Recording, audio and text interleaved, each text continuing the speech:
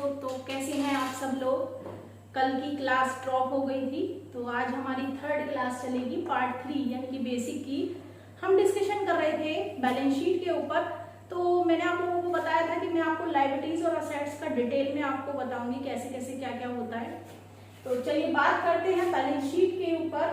तो दो साइड होती है, ये आपको मैंने उस दिन भी बताया था, एक होती है लायबिलिटीज और एक होती है असेट्स। लायबिलिटीज क्या होती है ये भी बता दिया था और असेट्स क्या होती है ये भी बता दिया था।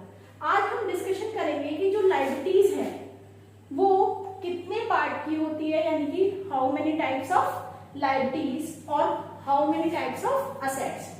तो देखिए सबसे पहले हम बात करते हैं लायबिलिटीज की। तो जो लायबिलिटीज है आपकी वो बेसिकली 3 पार्ट्स में डिवाइड की गई है, लेकिन आप सभी लोगों ने पढ़ी होगी 2 पार्ट्स। तो यही इस क्लास की खास बात है कि आपको बेसिक पढ़ाना है, वो भी डिटेल में जाकर। तो देखिए पहली जो आप देख पा रहे हो असेट लायबिलिटीज कौन सी है, फिक्स लायबिलिटीज, यानी कि अगर हम इसको हिंदी में बोले तो स्थायी दायित्व। अब बात करें फिक्स लायबिलिटीज की, तो फिक्स लायबिलिटीज का मतलब होता है ऐसी लायबिलिटीज या ऐसा पेमेंट जो आपको लॉन्ग टर्म में पे करना होता है, यानी कि जिस लायबिलिटीज के लिए आपको लॉन्ग टर्म मिलती है पे करने के लिए, उसी को हम बोलते हैं फिक्स लायबिलिटीज। लाइक लोन, ठीक है, लॉन्ग टर्म डेट्स, ये सब आपके एग्जांपल होते हैं फिक्स लायबिलिटीज के।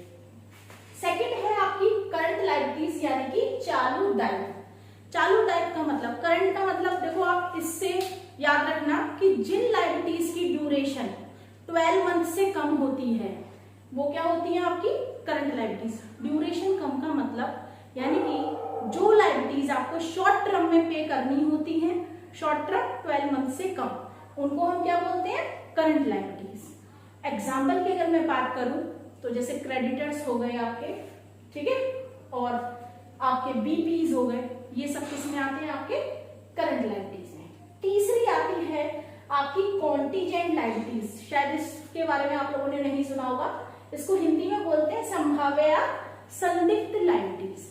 कहने का मतलब ये है कि ये इनकी एक्सिस्टेंस तो नहीं होती है, लेकिन अगर बिजनेस में कभी आपको कोई कहते हैं ट्रेजेडी हो जाती है तो वहां पर ये लायबिलिटीज आपकी निकल कर आती हैं, और ये लायबिलिटीज कभी भी आपके बैलेंस शीट में शो नहीं होती, बल्कि बैलेंस शीट के नीचे इनको नोट में शो कर देते हैं या एक टिप्पणी बनाकर हम इसको दिखा देते हैं। तो आपने आज लायबिलिटीज पढ़ी 3 टाइप्स की। पहली fix liabilities, current liabilities, then contingent liabilities. चलिए अब इसी तरीके से हम बात करेंगे असेट्स के ऊपर। तो देखो असेट्स मैंने आपको बताया था क्या होती है, आपको अगर याद हो तो व्हाट इज ऑन, जो भी हमारा अपना है वो हमारी असेट्स है। तो अगर मैं असेट्स की बात करूं तो ये पूरे 6 टाइप की होती है। यहाँ पे थोड़ा सा स्पेस कम था तो मैंने इधर लिख दिया है। तो सबसे पहली हमारी जो असेट्स होती है वो होती है फिक्स असेट्स। फिक्स असेट्स का मतलब ऐसी असेट्स जो रीसेल के लिए नहीं होती और जिसका बेनिफिट लॉन्ग टर्म के लिए आपको मिलता है, उसको हम बोलते हैं फिक्स असेट्स। और ये 2 तरीके की होती हैं, एक तो होती है आपकी टेंजेबल और एक होती है आपकी इनटेंजेबल, ठीक है। अब tangible which can see, touch, feel, जिनको हम देख सकते हैं, छू सकते हैं, महसूस कर सकते हैं, वो होती है टेंजेबल। लेकिन जिनको हम देख नहीं सकते, छू नहीं सकते, लेकिन फील कर सकते हैं, वो होती है इनटेंजिबल। एग्जाम्पल में अगर मैं बात करूं तो मशीनरी, लैंड, बिल्डिंग, ये सब टेंजिबल असेट्स के एग्जाम्पल होते हैं, और इनटेंजिबल गुडविल, पेटेंट, कॉपीराइट्स, ये सब आपके इनटेंजिबल असेट्स के होते हैं, ठीक है।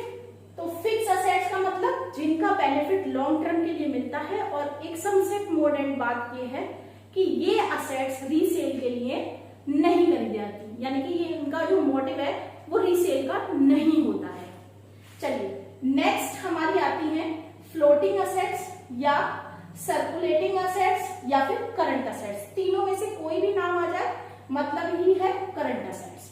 करंट असेट्स का मतलब शॉर्ट टर्म बेनिफिशियल असेट्स, यानी कि जिनको रीसेलिंग के पर्पज से खरीदा जाता है या फिर कैश में कन्वर्ट करने के पर्पज से वो बिजनेस में लाई जाती है। तो ऐसी असेट्स को हम क्या बोलते हैं, फ्लोटिंग असेट्स या फिर करंट असेट्स। हिंदी में इनको हम चालू संपत्तियां बोलते हैं। एग्जाम्पल की अगर हम बात करें तो देखो इसके एग्जाम्पल आपको पता होने चाहिए क्या हो सकते हैं। एक तो इसका जो अगर हम बात करें करंट असेट्स का एग्जाम्पल होता है शॉर्ट टर्म इन्वेस्टमेंट हो गई आपकी, ठीक है, और डेटर्स हो गए, ये सब आपके किसके होते हैं, करंट असेट्स के एग्जाम्पल होते हैं। तो लिखना चाहे लिख सकते हैं जो लोग, मैं बता रही हूँ। नेक्स्ट थर्ड जो अभी तक आपने नहीं पढ़ी होगी आई होप, होती है आपकी वेस्टिंग असेट्स, यानी कि नाशवान संपत्तियां। तो अगर मैं बात करूं नाशवान संपत्तियों की, तो ये ऐसी असेट्स होती हैं जिनका जो प्राइस है वो यूज करने से कम होता जाता है, यानी कि इन असेट्स को जितना आप यूज करोगे इनकी वैल्यू उतनी ही कम होती चली जाती है। इसका जो एग्जाम्पल अगर मैं बात करूं तो माइन, कोई भी खान जो होती है ना, कोयले की खान हो गई, वो इसका एग्जाम्पल हो सकता है। लाइव स्टॉक इसका अच्छा एक एग्जाम्पल है मेरी नजरों में, या लीज, लीज मींस पट्टा। लाइव स्टॉक का मतलब होता है जीवित संपत्ति, शायद आप लोगों को नहीं पता हो तो हम डिस्कस करते हैं इसके बारे में थोड़ा सा। लाइव स्टॉक का मतलब होता है कि अगर आप कोई भी एनिमल अपने बिजनेस के लिए यूज कर रहे हैं तो उसको हम लाइव स्टॉक बोलते हैं। जैसे हॉर्स हो गया है ना, बुल हो गए, बहुत से लोग यूज करते हैं जिनका इस टाइप का बिजनेस होगा, तो उनको हम क्या बोलते हैं, लाइव स्टॉक। तो वेस्टिंग असेट्स यानी कि नाशवान संपत्तियां, जिन असेट्स का वैल्यू यूज करने से उनके वैल्यू कम होती चली जाती है, ठीक है, उनको हम क्या बोलते हैं, वेस्टिंग असेट्स। नेक्स्ट है आपकी फिक्टीरियस असेट्स, ये इंपॉर्टेंट है, ये लिख लेना बिल्कुल, ये बहुत सारे इंटरव्यूज में पूछी जाती है कि फिक्टीरियस असेट्स क्या होती है। देखो जैसे मैंने आपको बताई थी ना कॉन्टीजेंट लायबिलिटीज, इसमें से ही कुछ पार्ट होता है आपका फिक्टीरियस और कॉन्टीजेंट असेट्स का।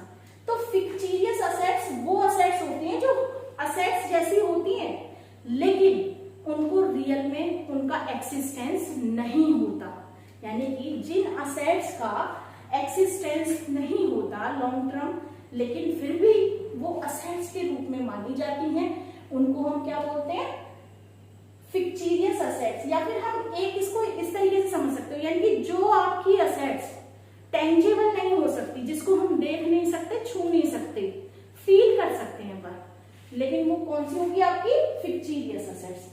लेकिन इसका एक छोटा सा डिफरेंस है, आप ये कहोगे कि मैम ये इंटेंजिबल भी तो हो सकती है, लेकिन इनका डिफरेंस थोड़ा सा ये है कि ये वाली जो असेट्स है ना, ये फ्यूचर के लॉसेस को रिकवर करने के काम आ जाती है, ठीक है, लेकिन ये नहीं आती।